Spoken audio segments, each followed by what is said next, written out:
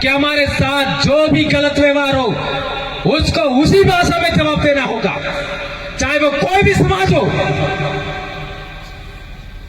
हम यहां के मुर्गे हैं। 5 जनवरी 2011 सुप्रीम कोर्ट ने कहा कि भील आदिवासी भारत देश का इंडिजिनस है, अबोरिजिनल पीपल है, ओरिजिनल इनहेबिटेंट ऑफ इंडिया है, नेटिव पीपल है, आदिवासी है, यह लिखा है। और भारत देश का 8% आदिवासी इस देश का मूल मालिक है, बाकी सब लोग बाहर से आए हैं, यह सुप्रीम कोर्ट ने बोला। क्या सुप्रीम कोर्ट की बात गलत हो सकती है? ये बताइए। इसलिए मैं कहना चाहता हूं कि आपको पढ़ना पड़ेगा, जानकार बनना पड़ेगा और संविधान के दायरे में रहते हुए, कानून के दायरे में रहते हुए हमें बोलना सीखना होगा। आज 2015 में जब आदिवासी परिवार बना तब बहुत सारे लोग बोलना नहीं जानते थे। आज देखिए बोलने वाले इतने ज्यादा हो गए हैं, समय कम पड़ रहा है, समय कम पड़ रहा है। इतने सारे बोलने वाले वक्ता हैं। यह आदिवासी परिवार की ताकत है। यह किया है आदिवासी परिवार है। कोई नहीं जानता था हमारे महापुरुषों को। आदिवासी महापुरुषों का जन्म जयंती दूर की बात है, चौक चौराया बनाने अब दूर की बात है। लगातार 10 साल के आसपास होना आया, इतना बड़ा जन जागरण चला और पिन पॉइंट जानकारी दिया। जो बात सच है, आज तक मैंने जो भी बात बोली है, एक बात भी गलत सिद्ध करके दिखाई है। मैं रोज 3 से 4 घंटा पढ़ता हूं। आज भी मेरे बच्चे कहते हैं कि हम पापा के बराबर हम नहीं पढ़ सकते। मेरे बच्चे कहते हैं, रोज पढ़ता हूं।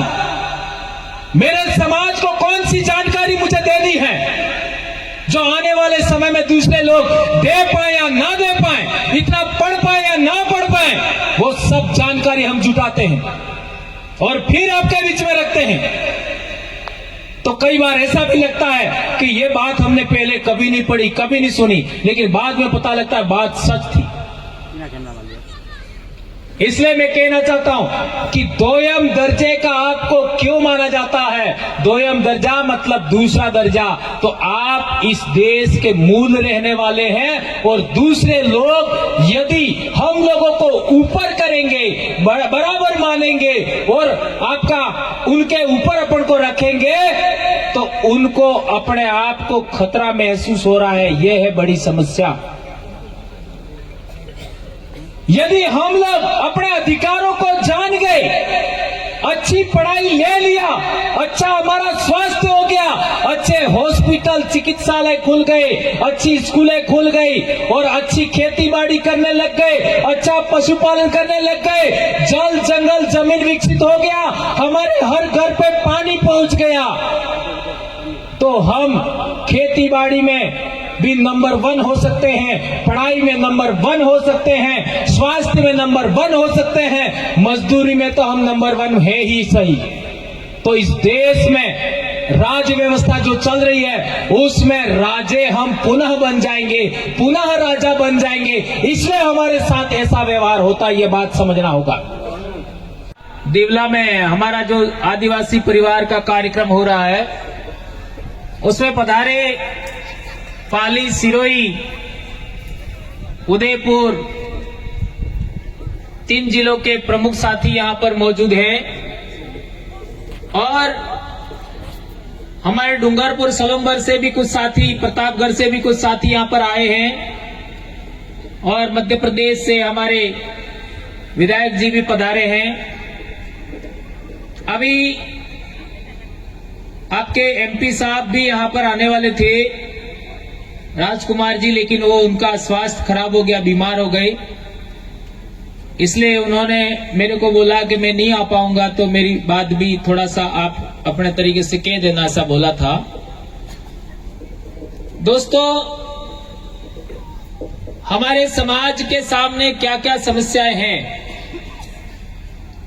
और समस्याओं का कारण क्या है उसके बारे में हमारे साथियों ने, हमारी बहनों ने बहुत अच्छी बातें आपके बीच में रखी। बहुत अच्छी बात हमारे वक्ताओं ने रखी, बहनों ने रखी, और आपने भी सुना, समझा, सब कुछ किया। लेकिन एक जरूरी बात मैं कहना चाहता हूं, आखिर क्या कारण है कि हमको दोयम दर्जे का इंसान माना जाता है? यानी दूसरे लोग तो ऊंचे हैं, बड़े हैं, उनकी इज्जत ज्यादा है, उनकी प्रतिष्ठा ज्यादा है, और हमारी इज्जत, हमारी प्रतिष्ठा, हमारा सम्मान कम है। उसका कारण क्या है? लोग कई अपनी अपनी बातें कहते हैं कि हम ऐसा है, वैसा है, ये है, वो है, और हमारे समाज को थोड़ा कम तरह आंका जाता है, नीचा आंका जाता है। आखिर उसका कारण क्या है?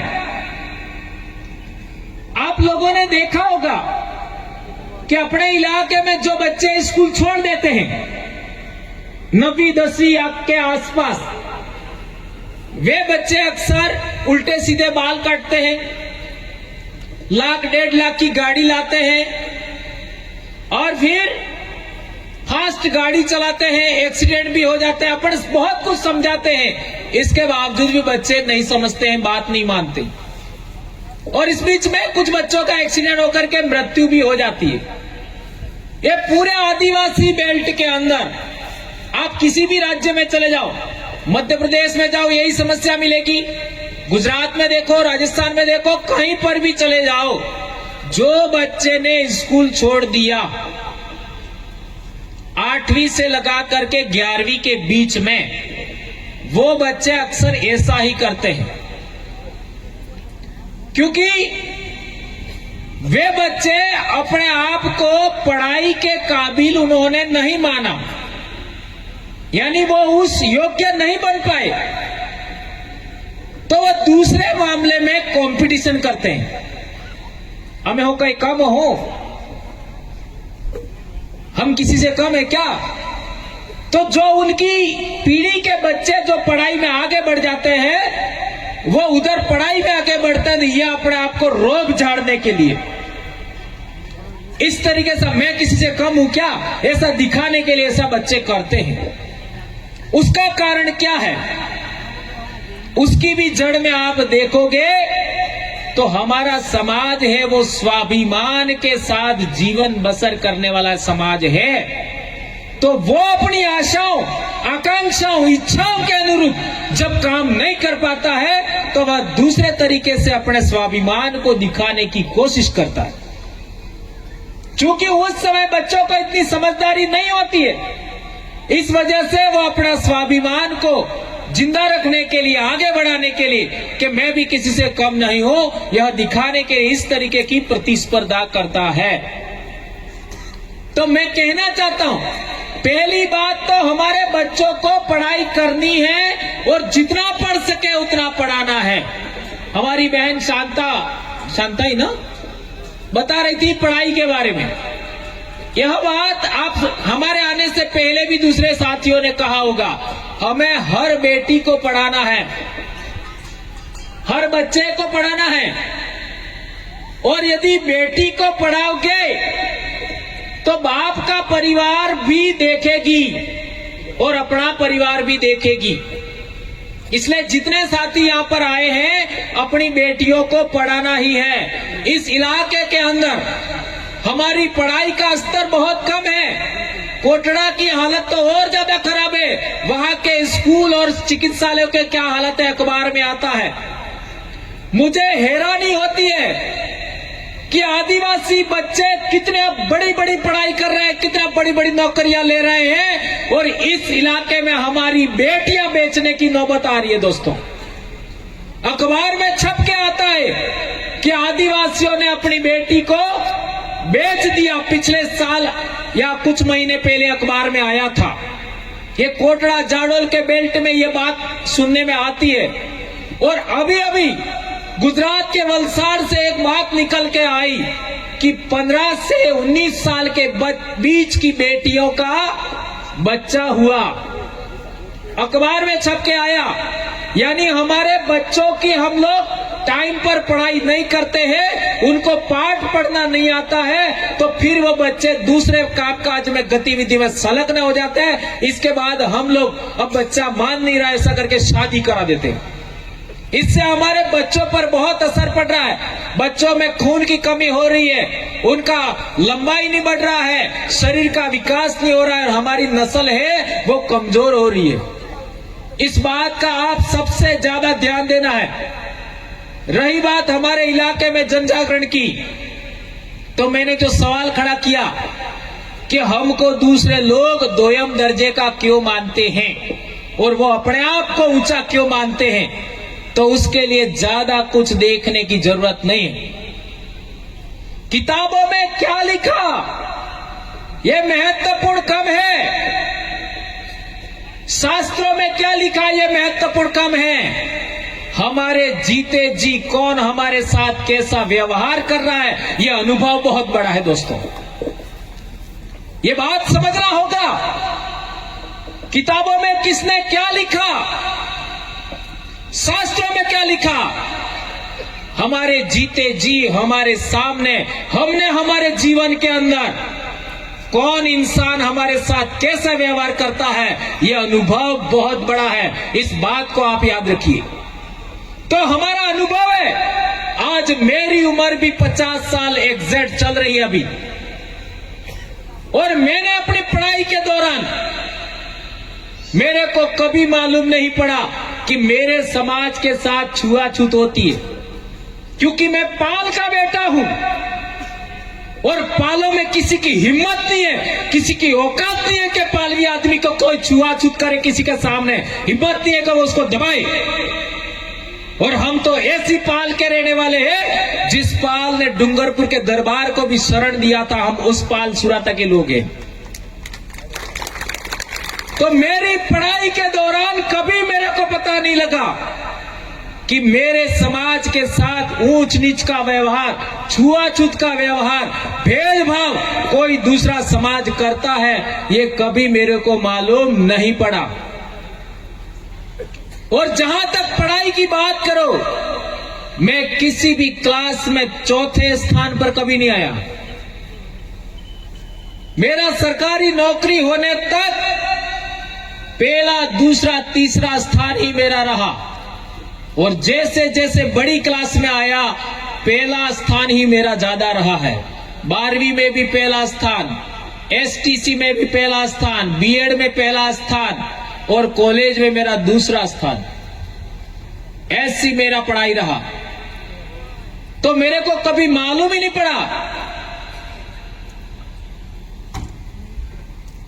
कि मेरे अपने समाज को दूसरे दर्जे का माना जाता है, छुआछूत बरती जाती है खान पान के मामले में, कभी मालूम नहीं पड़ा।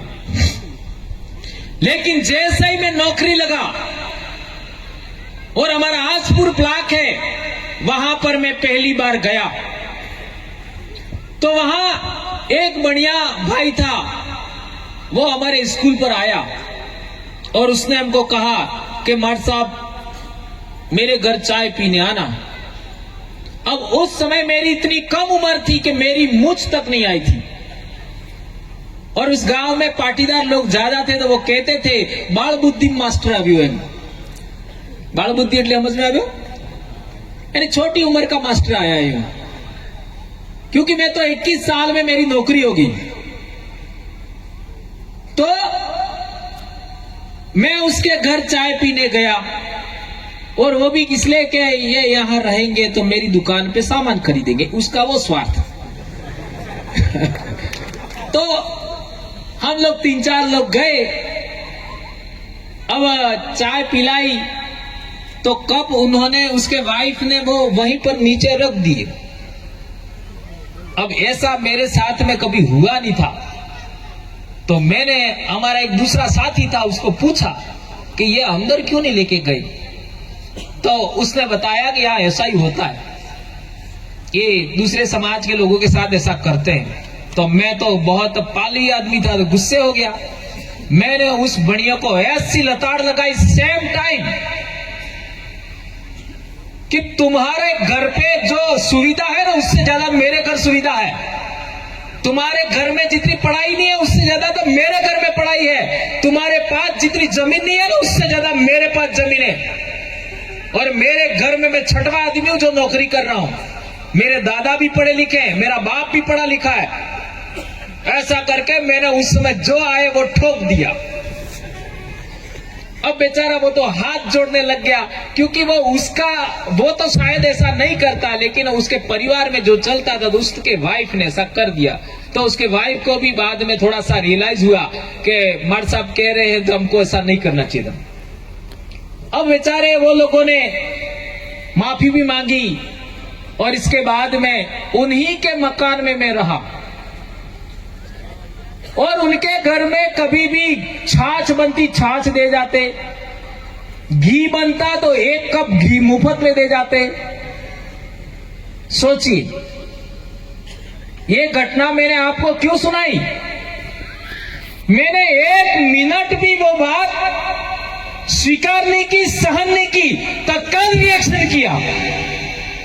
यदि आपके साथ में गलत व्यवहार होता है और आपने तत्काल रिएक्शन किया होता तो आज आदिवासियों की यह दशा नहीं होती। हम लोग सहन करते हैं, हम लोग भेदभाव झेलते हैं, शोषण झेलते हैं, यह हमारी गलती है। हमें तत्काल रिएक्शन करना चाहिए, एहसास दिलाना चाहिए कि तुम हमारी रोटियां खा रहे हो, हमारे इलाके में रह रहे हो, हमारे बाप दादाओं की जमीन पर तुम रह रहे हो, हम तुम्हारे बाप दादाओं की जमीन पर नहीं रह रहे। ये बात आपको बोलना चाहिए था। आप लोगों ने ऐसी बातें नहीं बोली, आप लोगों ने सहनशीलता बरती, इसलिए आपको 2 दर्जे का माना जाता है। ये बात समझना होगा दोस्तों।